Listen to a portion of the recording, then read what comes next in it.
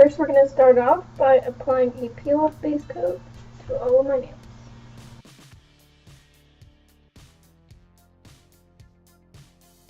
So, I don't have a black gel polish. I actually don't have any gel polish except for the gel top coat. So I'm just going to use a regular black nail polish as the base to make the chromes pop. So before we get into applying the gel top coat to buff the powder in, I'm going to apply my regular quick dry top coat to kind of give it a smoothness so that when the chrome powder we apply that, it doesn't get all lumpy and bumpy, you know? I don't know if this is a thing, if people do this. I'm just trying to think it out. This step makes sense to me. Now that I've given this sufficient time to dry, I'm going to go in with the no wipe gel top coat that I got. I'm kind of nervous, like I don't want to get this on my skin because I'm afraid what it's going to do when it cures. Also, y'all, this smells kind of like poison.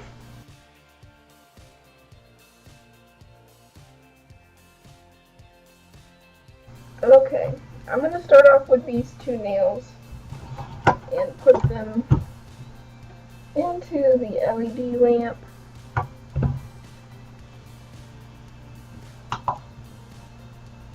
So I took my nails out and they feel dry. When they were in there, I felt them warming up, so I was a little concerned, but it didn't burn or anything. They do look kind of lumpy, like I think I applied that top coat pretty badly. So the chrome is only going to emphasize that texture, but we're going to keep moving on. This is oh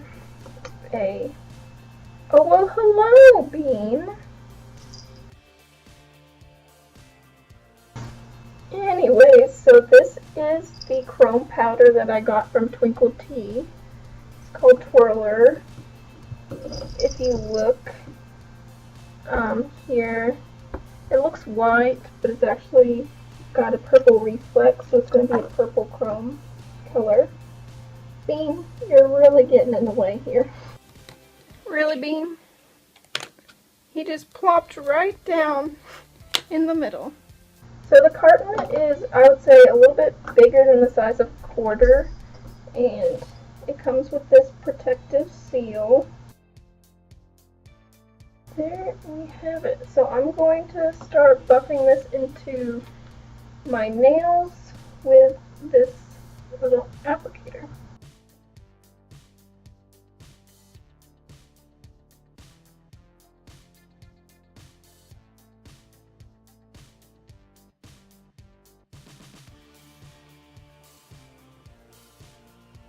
When I'm looking at it on camera, it's not looking super textured, but when I look at it up close, you can definitely see the bumps in it.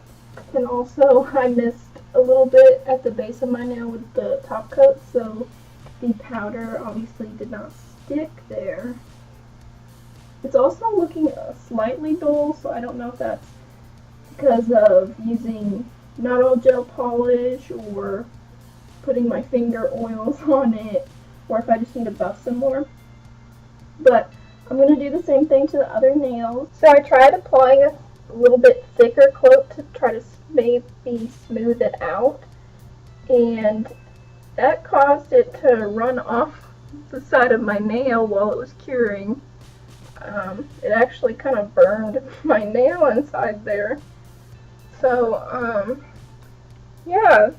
Gel polish seems like it's kind of dangerous. I guess I'm not a qualified enough person to use it. Oops.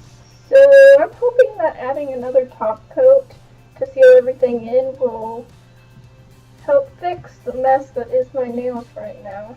So we're going to do that.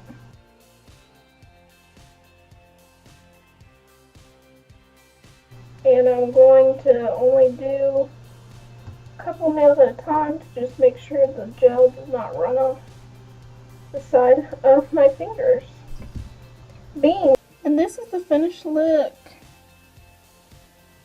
Cat hair included. So as you can see, my ring fingernail, like, I definitely think it looks a lot better, a lot smoother. I mean, I did have the problem of the overflow on that one, but this one in comparison, or this one, you can really see the lumpy bumpiness.